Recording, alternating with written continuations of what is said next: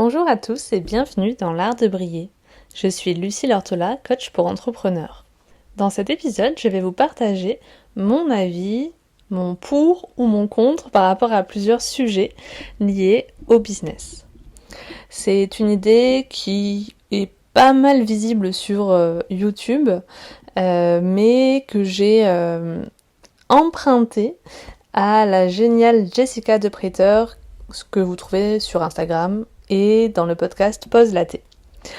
Alors, pour ou contre poster tous les jours sur Instagram ou sur les réseaux, de façon générale. Alors, moi je suis plutôt contre. Je trouve que on a déjà beaucoup de contenu et mine de rien, tous ces contenus qu'on peut voir sur tous les réseaux sociaux, sur toutes les chaînes, j'en sais rien, sur YouTube, sur le podcast, etc. C'est quand même hyper polluant. Alors, d'un point de vue écologique, certes, mais surtout d'un point de vue charge mentale. Et je trouve que c'est parfois assez anxiogène, qu'on a quand on se développe au début, on cherche un peu d'inspiration, et maintenant on a trop de choses, trop de personnes qui partagent leur avis, leurs conseils, et du coup des fois on sait plus sur quel pied danser. Donc le fait de poster tous les jours, ça alimente un petit peu ce truc-là, et moi je suis pas hyper pour. Je suis plutôt pour privilégier la qualité à la quantité. Je pense qu'il y a beaucoup d'entrepreneurs maintenant qui sont là-dessus, d'aller faire...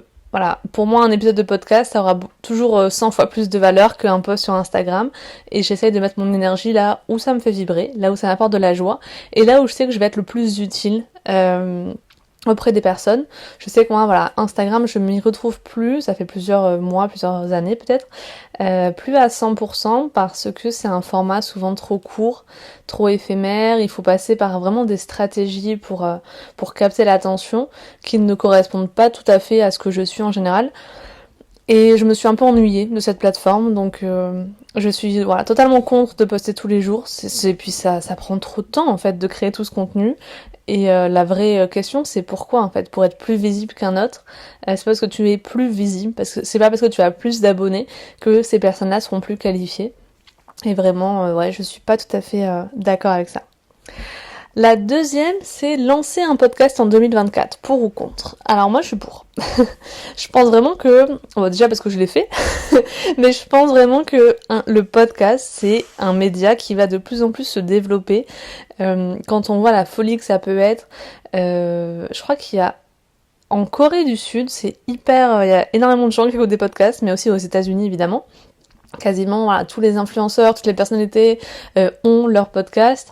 Et en France, ça se développe évidemment depuis plusieurs années. Moi, j'ai pris le train en marche parce que vraiment, j'étais pas du tout...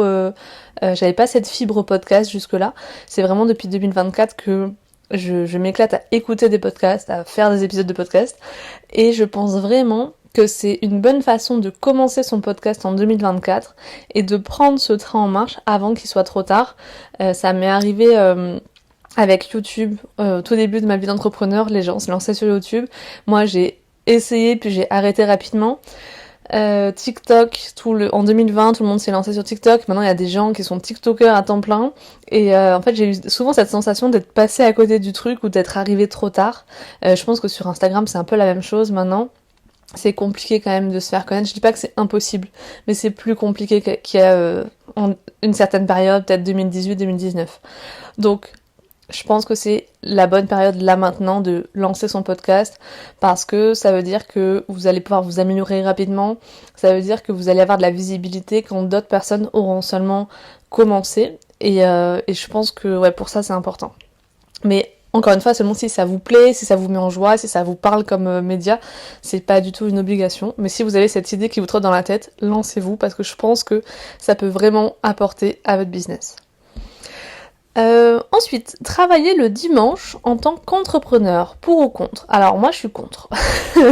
Alors moi par rapport à ma vie personnelle, le dimanche, soit je suis avec mon compagnon qui est salarié, donc qui est à un week-end classique samedi dimanche de libre. Et le reste de la semaine, les autres semaines, pardon, je vais y arriver. Je suis sinon avec mon fils aussi. et que je me verrais pas du tout travailler le dimanche. Et je trouve que la plupart des gens qui travaillent le dimanche, c'est des gens qui vantent le fait de travailler beaucoup, travailler plus, qu'ils auront jamais rien sans travailler dur. Et je pense que c'est pas nécessaire en fait. Tu peux totalement réussir avec ton entreprise en ayant des vraies périodes de repos. Et si t'arrives pas à décrocher assez pour te dire le week-end je décroche complètement, je coupe Instagram, je réponds plus à mes emails et c'est sûrement que voilà, il y a quelque chose, une espèce de peur qui est cachée derrière, et ça c'est à exploiter, mais à explorer pardon. Mais non, franchement travailler le dimanche ça m'a jamais inspiré, et après si c'est une volonté parce que vous êtes avec quelqu'un qui a des horaires un peu décalés, parce que c'est peut-être la seule, c'est un side job et vous avez c'est la seule possibilité que vous avez de travailler les week-ends pour votre entreprise, ben pourquoi pas. Mais voilà. Moi, ça me parle pas plus que ça, et je trouve que c'est quand même important d'avoir des vrais moments de repos. C'est votre entreprise et votre mental vous remercieront sur le long terme. Ensuite, participer à des salons ou des clubs d'entrepreneurs. Alors moi je suis assez pour, même si c'est pas trop mon truc, je l'ai jamais trop fait, parce que je suis une grande introvertie qui déteste la terre entière. C'est pas tout ce que je renvoie je pense, mais non je déteste pas les gens, mais c'est vrai que c'est pas mon délire d'aller rencontrer des nouvelles personnes, de créer des liens, d'avoir des espèces de small talk pour voilà, parler 5 minutes et oublier ces gens au bout d'une heure. Non, franchement, c'est pas trop mon délire, mais je pense que ça peut être une vraie opportunité pour se faire connaître, notamment dans sa région, et d'autant plus si vous faites une activité près de chez vous. Voilà, pourquoi pas. Pas pour moi, mais oui, si vous voulez vous faire connaître.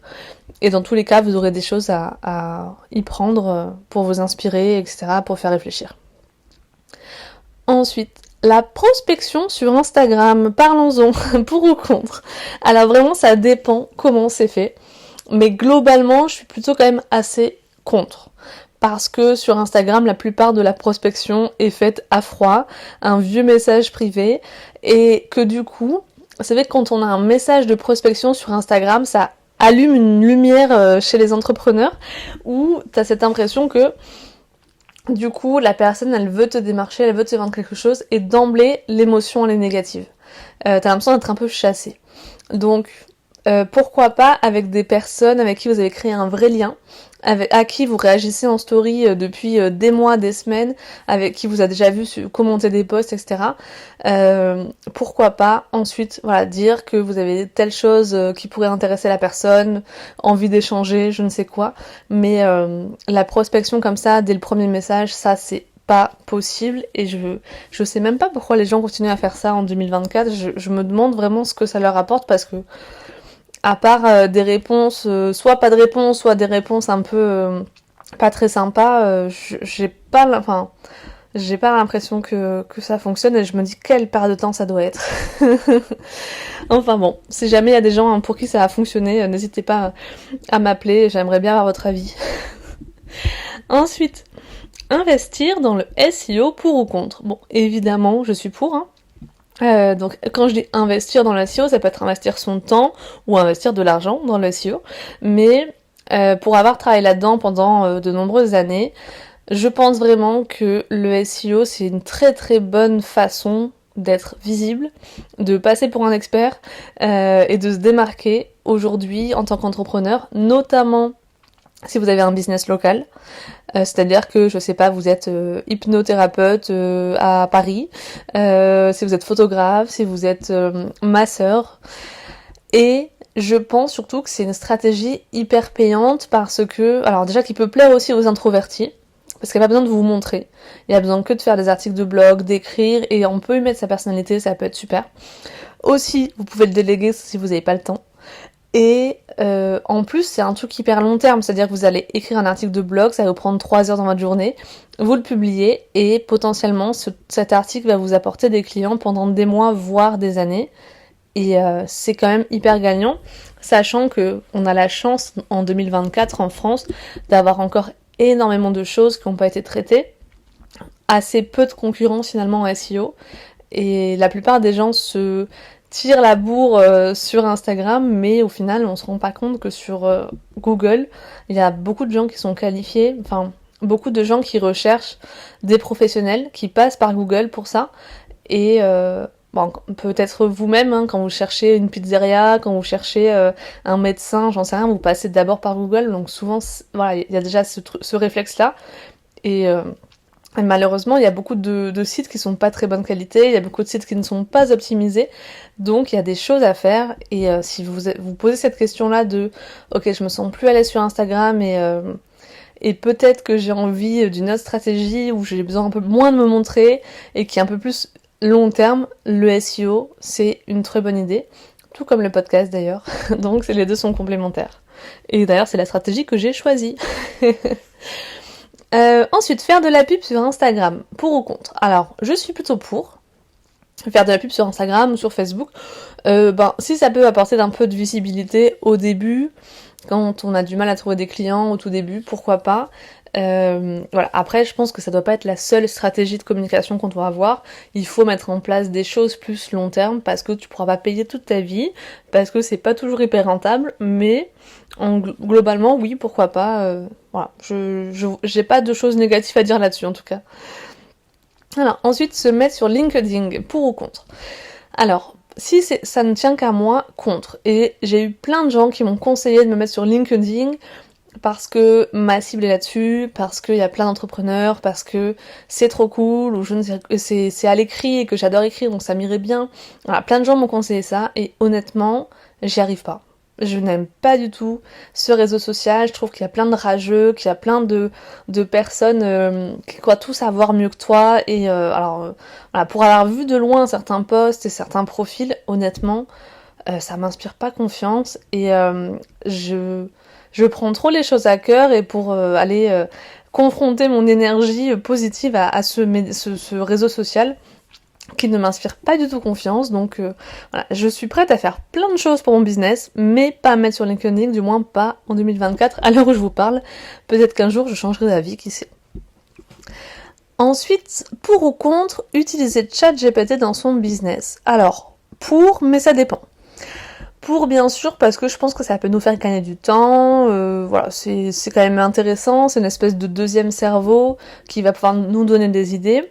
Je m'en sers moi-même, hein, pour mon entreprise, voilà, quand j'ai besoin d'idées, quand je cherche des idées de noms, j'en sais rien. Mais après, par contre, pas pour écrire un article en entier, pour écrire un post Instagram en entier. Je trouve que c'est tellement robotisé, ça se ressent tellement que c'est pas un vrai humain qui parle derrière. Ça représente tellement pas la personnalité des gens. Enfin, franchement, ça se voit à 10 km quand je lis un article de blog écrit par ChatGPT ou un post Instagram écrit par ChatGPT, et franchement, t'as pas envie, en fait. c'est un peu, ça manque vraiment d'authenticité pour moi. Donc voilà, pour se donner des idées, pour s'inspirer, pour réfléchir comme un deuxième cerveau, mais par contre pas pour si vraiment vous utilisez à 100% sans modifier derrière. Ça, je trouve ça dommage. Ensuite, faire une liste email, avoir une liste email, pour ou contre. Alors, donc une liste email, c'est le fait en fait de récolter des emails, des contacts, et moi je suis totalement pour.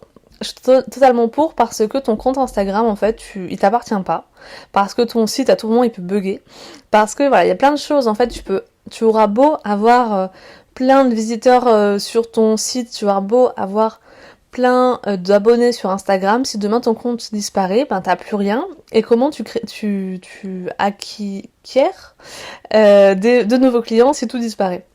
Donc pour moi, c'est quand même une sécurité d'avoir une petite liste de contacts au cas où qu'on peut conserver. Bon, évidemment, à moins que vous l'ayez écrit sur un papier ou encore, mais ça aussi, ça peut disparaître, hein. Ça peut bugger, j'en sais rien. Mais essayez d'en développer une. Je pense que c'est une bonne façon de sécuriser son business, et je regrette vraiment de ne pas l'avoir fait plus tôt. Parce que si j'avais commencé à faire une liste email en 2017, je peux vous assurer qu'aujourd'hui, j'en serais peut-être pas là où j'en suis. Donc, pour moi, c'est un bon réflexe à avoir, peu importe le métier que vous faites, mais gardez une trace de vos clients ou de vos prospects. en ayant leur email quelque part, je pense que c'est très important. Et encore une fois, envoyez-leur des emails, pas seulement pour leur vendre des choses, parce que les gens détestent ça, mais voilà, avoir un peu les coulisses de votre business, partager des choses, voilà, d'autres conseils, un peu exclusifs, j'arrive à parler. Je pense que c'est important. Ensuite, pour ou contre, déléguer avant d'être payé. C'est-à-dire, je commence à déléguer avant d'avoir un chiffre d'affaires qui me permet vraiment de déléguer sereinement. Je suis assez pour. Si vous avez les économies, si vous avez voilà les moyens de le faire, franchement, faites-le. Je pense que c'est hyper enrichissant parce que ça va vous permettre d'avoir du temps. Et vous allez pouvoir déléguer les choses qui vous inspirent moins dans votre business. Par exemple, je sais pas, la gestion de votre compte Instagram, ou alors la rédaction de vos factures, tout ce qui peut être gestion des emails, etc. Et du coup, vous allez pouvoir vous concentrer à vos missions clients ou à votre développement, à vos nouveaux projets et à ce que vous aimez le plus faire et ce que vous faites de mieux. Et je pense que c'est vraiment quelque chose qui va vous faire gagner du temps en général dans votre business. C'est-à-dire que vous allez aller plus vite pour vous développer. Et voilà, si vous pouvez le faire, franchement, faites-le. C'est une très bonne idée, je pense. D'ailleurs, beaucoup de personnes le font, beaucoup d'entrepreneurs commencent à déléguer avant d'être payés en général. Mais après, si vous ne pouvez pas le faire, c'est pas grave, juste ça prendra plus de temps. Hein. Moi, je suis dans ce cas-là, financièrement, je ne peux pas me le permettre pour le moment, et c'est pas grave en fait. Ensuite, faire des concours pour se faire connaître, pour ou contre. Je sais pas trop. Je suis pas tout à fait pour, parce que je pense que ça a pas tant de résultats que ça. C'est-à-dire que la plupart des gens qui débutent leur entreprise et ils ont cette idée de dire je vais faire un concours, comme ça va me donner de la visibilité. Et en fait, aujourd'hui, il y a tellement de concours que les gens s'abonnent un peu machinalement et dès que le concours est fini, ils se désabonnent et ça va pas vraiment vous faire faire venir des gens très qualifiés pour vos services je pense que 80% des gens qui vont s'abonner durant cette période de concours, ils vont pas forcément ensuite devenir des clients. Donc, est-ce que c'est vraiment voilà, je pense pas que ça soit une des meilleures façons de se faire connaître ou de trouver des clients même.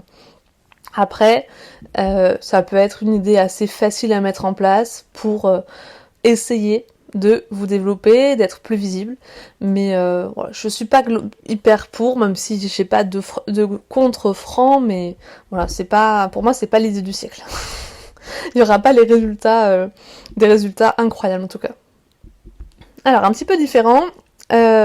Pour ou contre mettre son enfant à garder à temps plein quand on est entrepreneur. Alors moi je suis pour. Et je vous dis ça parce que récemment j'ai lu, et c'est même une idée que j'ai déjà eue plusieurs fois avec des mamans de l'école quand je discute avec elles, que en fait on n'est pas censé faire des enfants pour les faire élever par d'autres personnes. Donc effectivement, c'est pas hyper agréable pour un parent de faire un bébé, voilà, et de le faire garder rapidement, sachant que moi du coup Eden, pendant longtemps j'ai eu du mal à le faire garder et je l'ai fait garder à partir de ses 18 mois. Honnêtement, entre ces 0 et ces 18 mois, ça a aussi été la période la plus difficile de ma vie, parce que je n'avais pas de temps pour moi, parce que j'avais pas de temps pour faire du sport, et je pense qu'il a découvert une maman beaucoup plus apaisée et ressourcée quand j'ai commencé à réavoir du temps pour moi. Donc, honnêtement, je pense que c'est hyper important de trouver votre équilibre. Si pour vous, vous vous sentez bien quand votre enfant il est gardé, parce que ça vous donne l'occasion de prendre du temps pour vous, c'est ok. Si vous vous sentez bien d'avoir votre enfant avec vous et vous avez l'opportunité de développer à côté votre business ou que volontairement vous faites une pause dans vos projets professionnels, c'est ok aussi. Mais je sais aujourd'hui que si j'ai un autre enfant, je mettrai mon enfant à garder plus tôt, que je ferai en sorte d'avoir des moments pour moi plus souvent, même quand il est petit, parce que, pour vous dire, je suis même pas sûre d'allaiter en fait une deuxième fois, parce que je me dis que ça me dégagera plus de temps et me donnera plus de liberté pour pouvoir partir, faire ce que je veux, voilà, aller faire du sport si j'en ai envie. Et donc oui, je suis ok, même si c'est vrai, j'ai souvent cette remarque de me dire ah mais tu mets ton enfant à garder même le mercredi, tu mets ton enfant à la garderie le soir, etc. Oui, j'en ai besoin parce que mon business, il tourne pas sans moi, donc Si je dois m'arrêter un jour de travailler, ça représente une sacrée perte dans mon chiffre d'affaires, souvent plus de 150 € par jour travaillé. Et en plus, juste pour mon équilibre personnel, pour ma santé mentale, j'ai besoin en fait, parce que ce qui m'épanouit le plus dans ma vie aujourd'hui, c'est pas mon enfant, c'est aussi tout ce qui est à côté. Donc mon équilibre personnel, mes loisirs et aussi beaucoup, je dois l'admettre, mon business. Donc je me rends compte que je suis pas 100% moi-même si je suis juste la maman de mon enfant et je suis beaucoup plus complexe que ça, j'ai beaucoup plus de centres d'intérêt que ça. Donc pourquoi se sacrifier totalement si ça fait pas partie de ses priorités? Donc pour cela, oui, je suis pour mettre son enfant en garde à temps plein, et je voudrais même dire qu'en fait, personne a un droit de regard là-dessus ou un jugement à porter là-dessus. Chacun fait comme il veut en fait. Donc ouais, voilà, c'est pas quelque chose vraiment dont on doit débattre. Et donc, dans la même façon, d'ailleurs, je suis pour le fait de garder son enfant à 100% et de faire une grosse pause dans son business, le temps que son enfant, je sais pas, soit passer un an, soit rentre à l'école. Hein. Moi, voilà, chaque personne est différente et chacune a ses propres choix de vie dont on n'a pas le droit de regard, en fait. Ensuite, automatiser son business à 100% pour ou contre. Encore une fois, je pense que je suis totalement pour, parce que ça appartient à tout le monde. Enfin, c'est vos raisons à vous en fait. Si vous vous sentez bien et que vous avez besoin par rapport à votre vie personnelle, vous avez besoin d'automatiser au maximum votre business pour qu'il roule sans vous, parce que vous avez juste envie de profiter de la vie, parce que vous voyagez, parce que vous avez justement des enfants et que vous les élevez, vous avez le droit et c'est totalement ok. Donc je suis pour. Par contre, je pense que c'est difficile à faire et on a tendance à dire que voilà, les revenus passifs, c'est facile, il suffit de vendre une formation à droite à gauche, mais ça demande quand même beaucoup de travail en amont et je sais même pas si c'est vraiment possible d'automatiser son business à 100%. J'ai jamais vraiment rencontré de personnes qui faisaient ça. Parce que, enfin, même quand tu vends des formations en ligne, tu peux dire que c'est automatisé, mais ça veut quand même dire que tu dois tout le temps réfléchir, gérer le service client, réfléchir aux prochaines idées de formation, étudier ton marché, savoir si ton idée elle va coller avec les besoins du marché.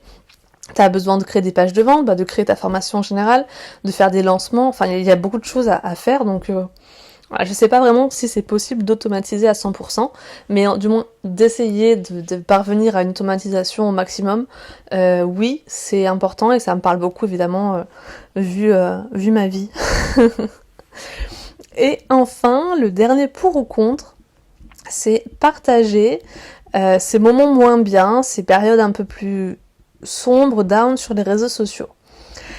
Alors là encore une fois, je suis pour. Si on ne se filme pas en train de pleurer. Ça, je trouve ça hyper malaisant. Les gens qui font ça, vous êtes trop bizarres. Ça me viendrait pas l'idée de pleurer et de devoir me filmer et de partager ça ensuite sur les réseaux. Quel intérêt, quel voyeurisme, je comprends pas. Mais pour moi, oui, évidemment, c'est un grand oui. Vous pouvez partager vos moments de doute, vos remises en question, vos angoisses sur les réseaux sociaux.